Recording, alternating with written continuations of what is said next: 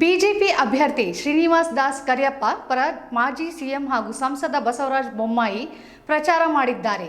CM Ahinda ಜೊತೆಗೆ ಗುತ್ತಿಗೆ ರಾಜಕಾರಣ ಮಾಡುತ್ತಿದ್ದಾರೆ.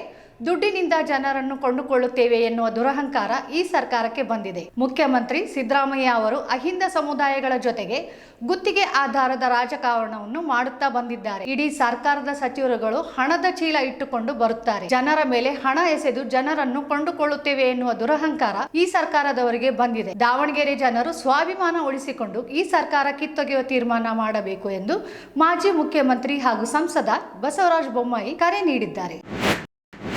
ದಾವಣಗೆರೆಯ ಉಪಚುನಾವಣೆಯಲ್ಲಿ ಬಿಜೆಪಿ ಅಭ್ಯರ್ಥಿ ಶ್ರೀನಿವಾಸ್ ದಾಸ್ ಕರಿಯಪ್ಪ ಪರ ಮಾಜಿ ಸಿಎಂ ಸಂಸದ ಬಸವರಾಜ ಬೊಮ್ಮಾಯಿ ಅವರು ಪ್ರಚಾರವನ್ನು ಮಾಡಿದ್ದು, ಮುಖ್ಯಮಂತ್ರಿ ಸಿದ್ದರಾಮಯ್ಯ ಅವರು ಅಹಿಂದ ಸಮುದಾಯಗಳ ಜೊತೆಗೆ ಗುತ್ತಿಗೆ ಆಧಾರದ ರಾಜಕಾರಣವನ್ನು ಮಾಡ್ತಾನೆ ಬಂದಿದ್ದಾರೆ. ಇಡೀ ಸರ್ಕಾರದ ಸಚಿವರುಗಳು ಹಣದ ಚೀಲ ಇಟ್ಕೊಂಡು ಬರ್ತಾರೆ.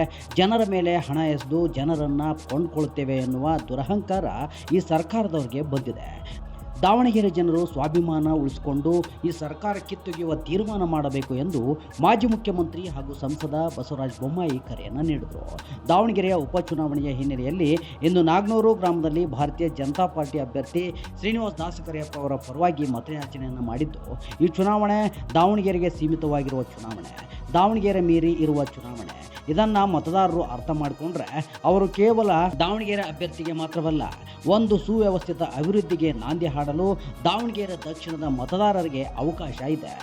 ದಾವಣಗೆರೆಗೆ ಹತ್ತಿರ ಇರುವ ಗ್ರಾಮೀಣ ಪ್ರದೇಶ ಅತ್ಯಂತ ಫಲವತ್ತಾದ ಭೂಮಿ. ನೀವು ಅತ್ಯಂತ ಪುಣ್ಯವಂತರು, ನಾವು ಒಣ ಬೇಸಾಯದಿಂದ ಬಂದವರು.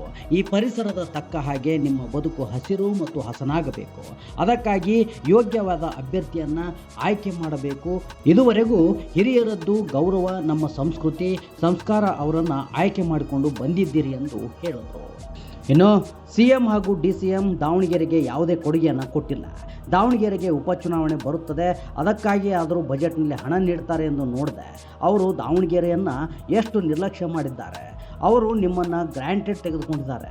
ಅಲ್ಪಸಂಖ್ಯಾತರು SC/ST ಸಮುದಾಯವನ್ನು ಗುತ್ತಿಗೆ ಆಧಾರದ ರೀತಿಯಲ್ಲಿ ತೆಗೆದುಕೊಂಡಿದ್ದಾರೆ. ಅಹಿಂದ ಸಮುದಾಯದ ಜೊತೆಗೆ ಗುತ್ತಿಗೆ ಆಧಾರದ ರಾಜಕಾರಣವನ್ನು ಸಿಎಂ ಮಾಡುತ್ತಾ ಬಂದಿದ್ದಾರೆ. ದಿಕ್ಸೂಚಿ ಅಂದರೆ ಕೇವಲ ಸರ್ಕಾರದ ಬದಲಾವಣೆ ಅಲ್ಲ, ಯಾರಿಗೆ ಆರ್ಥಿಕವಾಗಿ ರಾಜಕೀಯವಾಗಿ ನ್ಯಾಯ ಸಿಕ್ಕಿಲ್ಲ ಅವರಿಗೆ ಅವಕಾಶ ಕೊಡುವ ಸರ್ಕಾರ ಬರಬೇಕು ಎಂದು ಹೇಳಿದರು. ನೀವು ಅಹಿಂದ ವರ್ಗಕ್ಕೆ ಏನು ಮಾಡಿದ್ರಿ, ದಾವಣಗೆರೆಗೆ ಏನು ಮಾಡಿದ್ರಿ, ಇದರ ಮೇಲೆ ಇವತ್ತು ಚುನಾವಣೆ ಆಗ್ತದೆ. ಜನ ಜಾಗೃತ ಆಗಿದ್ದಾರೆ. ಇದು ರಾಜ್ಯ ಶಕ್ತಿ ಮತ್ತು ಪ್ರಜಾಶಕ್ತಿ ನಡೆಯುವಂತ ಒಂದು ಚುನಾವಣೆ. ಇಡೀ ರಾಜ್ಯದ ಸಚಿವ ಸಂಪುಟ MLAಗಳು ಬಂದು ಕುಂದಿರ್ತಾರ. ಖಾಲಿ ಕೈಲೇ ಬರುವುದಿಲ್ಲ. ಅವರು ಹಣದ ಚೀಲವನ್ನ ತೆಗೆದುಕೊಂಡು ಬಂದು ಕುಂದಿರ್ತಾರೆ. ಯಾಕಂದ್ರೆ ನಮ್ಮ ಉಪಚುನಾವಣೆಯಲ್ಲಿ ನಾನು ನೋಡಿದ್ದೇನೆ. ಬರೋದು ದುಡ್ಡನ್ನ ಜನರಿಗೆ ಮುಖದ ಮೇಲೆ ಒಡೆಯೋದು, ಹೋಗೋದು. ಅಷ್ಟು ದುರಹಂಕಾರ ಈ ಸರ್ಕಾರಕ್ಕೆ ಬಂತು. ಈ ಜನರನ್ನ ನಾವು ಕೊಂಡ್ಕೊಳ್ತೇವೆ ಅನ್ನುವಂಥ ದುರಹಂಕಾರ ಬಂದಿದೆ. ದಾವಣಗೆರೆ ದಕ್ಷಿಣ ಜನ ಸ್ವಾಭಿಮಾನದಿಂದ ತಮ್ಮ ಮತದ ಗೌರವವನ್ನು ಉಳಿಸಿ